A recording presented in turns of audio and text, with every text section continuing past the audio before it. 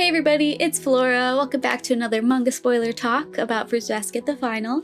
So the episode that's coming out on Monday is episode 8, and this is gonna be a big one. I will just announce, I'm sure you all already know, but I do talk about manga spoilers in these videos, stuff that has not shown up in the anime yet, so if you are anime only and you don't want to be spoiled, I suggest you head out of this video right now, because especially this episode is going to be a huge just drop of information that's like one of the biggest parts of this story. So yeah, let's get into it. In episode 7, they ended with the Kyo and Toru scene at the very end, and I wasn't sure if they were going to include that, but I think it's a nice like cliffhanger to set up for this episode.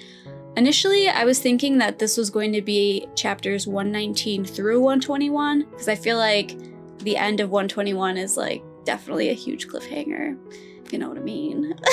I don't know, but looking at the preview images, they only show 119 and 120 content, so I'm starting to think that the entire episode is just going to be their conversation, which is good. Like I'm happy they're going to flesh it out because it's really important, and it's like a huge, it's Toru's confession, it's Kyo's confession about not their feelings but other stuff, and yeah, it's gonna be intense, like really emotional, and I'm not ready. So let's go ahead and get started. Okay, knowing that this episode is probably gonna just be 19 and 120, I really hope that they put a lot of detail into this entire thing, like they don't skip anything, they don't skip any dialogue. That would be awesome. I don't even know if they'll add something else to it, who knows? But our first picture is Toru, and this is after he asks her in the house, he asks Toru like, hey, I've been wanting to ask you something for a while now, and if I'm wrong, you can laugh at me as much as you want, but do you like me? And then she starts blushing, and he's like, I can't do this, and he walks away. So then she goes after him, and it's like he's so visibly upset because of the past that he hasn't told her yet, and he's in so much pain, and like at this moment Toru doesn't know why yet. So this is when she's going after him, and he's like, you don't know anything, you don't know what I've done. So there's this where she's trying to reach out to him like, please listen. He's like, you don't know a thing. And there's her face here, and this whole chapter does a lot of Kyo's internal dialogue, which I feel like the anime sometimes misses, and that's kind of unfortunate, but he's saying, I feel sorry for you for liking me. But basically he's feeling so much guilt for what happened and for not telling her the truth after all this time. And like, we love Kyo. We want him to be happy. He deserves to be happy. Like, this is not your fault. But he still blames himself at this moment in the story. And I will probably cry. I'm just warning you in advance. All right, next one. Okay, so now finally they're gonna go into the Kyoko Kyo stuff. I'm really happy about this just because they haven't shown a ton of Kyoko's past yet in the anime, and I'm happy that this will finally be out in the open for anime onlys because this is such a huge reveal, and yeah, we're gonna learn this. This is gonna be a very informative episode and also a very heartbreaking episode. So in the middle of Kyo and Toru's conversation, he starts to confess that he knew her mom and that he saw her on the day of the accident. And it doesn't really give away what happened that day yet. It kind of goes into like a flashback scene where he first met her, which is so adorable. Like, I love their relationship so much. And Takeya Sensei, she does artwork after every episode on her Twitter. And the one she did of Kyoko and Kyo is so precious. Like, I look at it and I literally want to cry. But anyways, she meets him and she's like, oh my god, you're such a brat, but you're adorable. She's like, where are your parents? And he's like, I don't have a mom, she died. And what about your dad? I don't need him, he can drop dead. He thinks I'm better off dead too. So he wasn't mentioning Shisho, but she I feel like she resonates with him because she went through a very similar background growing up. And so she just tells him, wow, that must be lonely. And that's the first time that he kind of opens up to her, and we can see that her arm is on his head And yeah, the smile is pretty much the same. So that's when he starts to open up to her a little bit more, and he's thinking maybe she's not so bad. I think the next preview picture's on this same page. Yeah, okay. So they meet for the first time, and she's like, okay, I'll call you kiddo.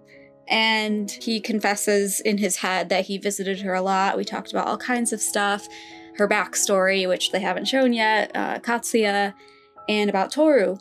So he started to be curious about Toru, like the daughter of a person like Kyoko, what would she be like? And this is the part where she shows him the picture of Toru.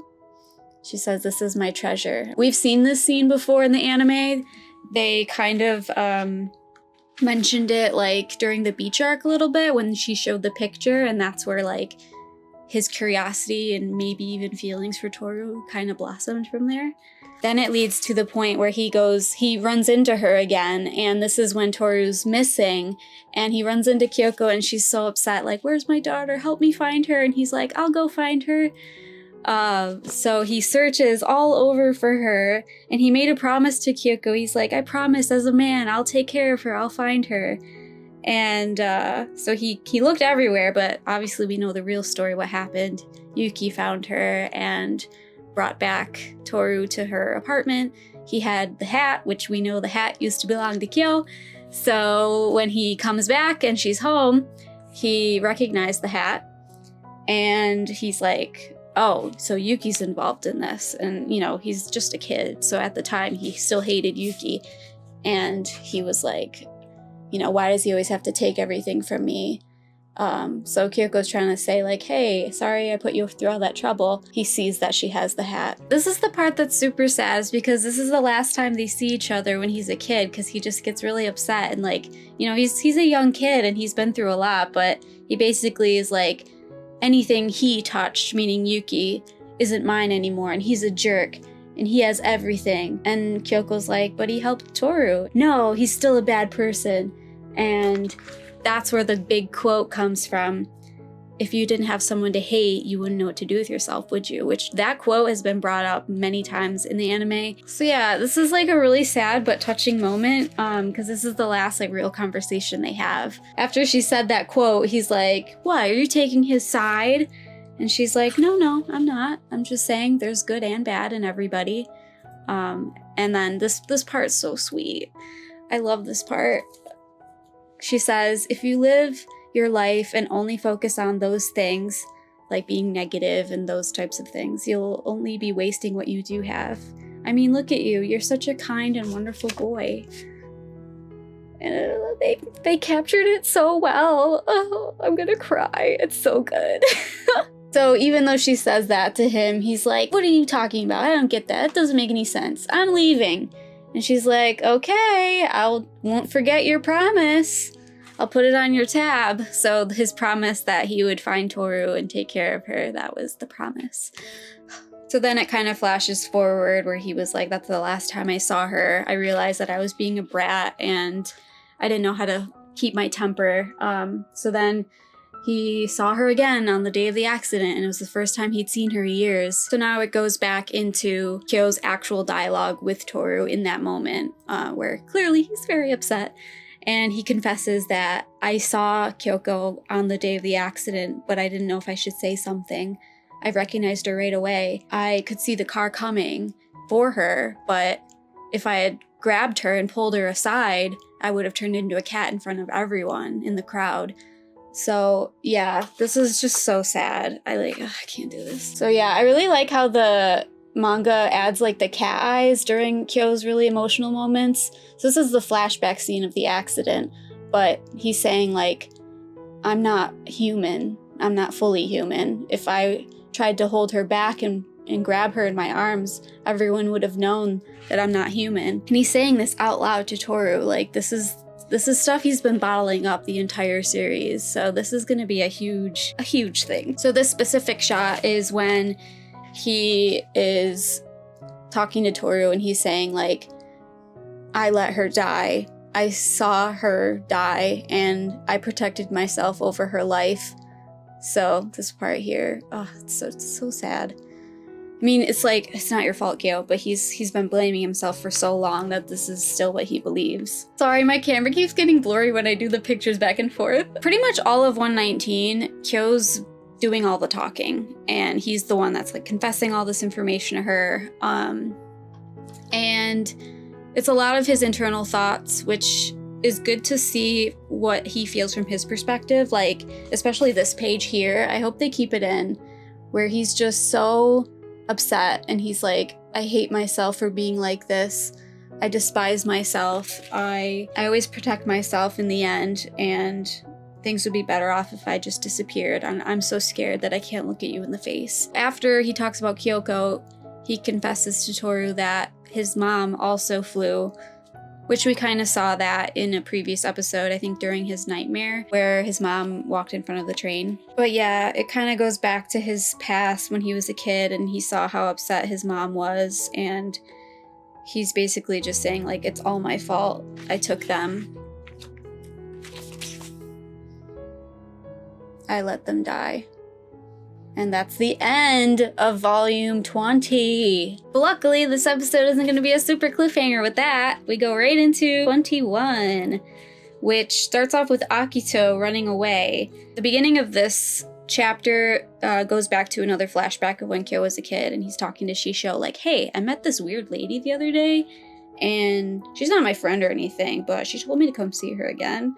So yeah, it's really cute. I feel like if they include some of the flashback stuff like right here, they might put it all in one spot instead of like how the manga kind of separates like past, future conversation, past, current conversation, that kind of thing. So then we learn about the scene that we saw way back in the beach arc when he went to go see Toru that one time. So he's like, I only went that one time and I saw her through the window and she looks so lonely. And this is the image that they're putting in here. So yeah, they're keeping that pretty much the same. He said, I wanted her to be happy. I really did. I wanted the days that lady and that girl spent together to be protected by happiness. So he would just sit at home with living with Shisho, and he would just think about her like, I don't want her to be lonely. Is she smiling today? And that's where it kind of blossomed in his heart. It's like such a crazy destiny thing. Like, he's known about her since she was a kid, and basically when he met her again, he kind of pretended that he didn't know her. So I really hope they don't skip that, because they do talk about it. He's like, I'm sorry that I pretended not to know you when I met you for the first time. And yeah. During Kyo and Toru's conversation, Yuki wakes up, and it's good timing because this is where Kyo's talking about, told himself that it was Yuki's fault. Everything was Yuki's fault to make him feel better.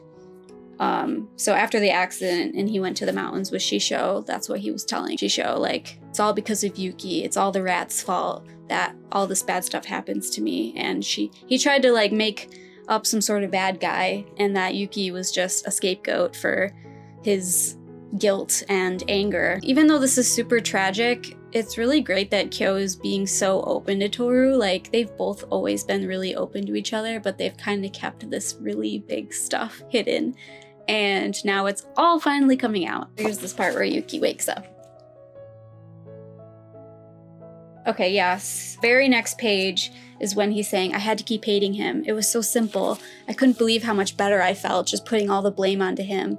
Protecting myself is the one thing I'm good at. Aren't I horrible? Toru's still just listening this entire time. So we finally get towards the end of Kyo's confession, and he asks Toru, do you think you could ever forgive me for running away, for pretending not to realize when I met you, and for not saying anything? And then in his head, he's like, I didn't mean for it to get this far. I didn't mean to fall in love with you. So he confesses that I can't forgive myself, and I don't want you to forgive me. And this part, I love it so much. She says, I won't forgive you. And then these two panels are just so good, because there's this like pause where you can tell he's just holding his breath until you go to the next page, and she says, do I have to say that? To forgive you or not to forgive you? Are those my only options? Yes, Toru, yes. Now we finally get Toru's side and how she feels about this whole thing. And she's like, I don't know if I can believe that my mom said that I'll never forgive you. I if she did actually say that, then I have to go against her because I love you and nothing can change that. This shot is so good. Like, they captured it so good. I'm really excited to see this. So I'm curious to know the real dialogue, like the Japanese words, because I feel like the lines that she says here have changed throughout like the different versions of the translations. So in the Tokyo Pop one, she says, "Even with all that, no matter what happens, I love you, Kyokun. Why can't you just accept that?"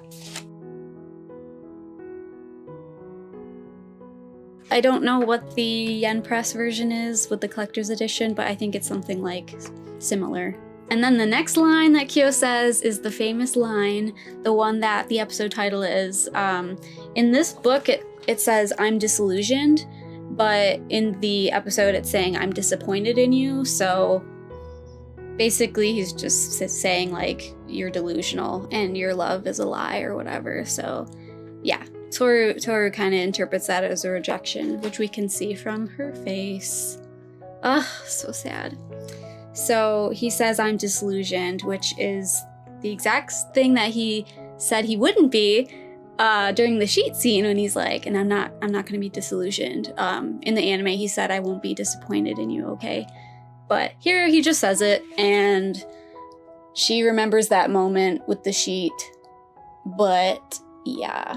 So after Kyo says that, Yuki comes out and he's like, "You idiot!" And he runs away.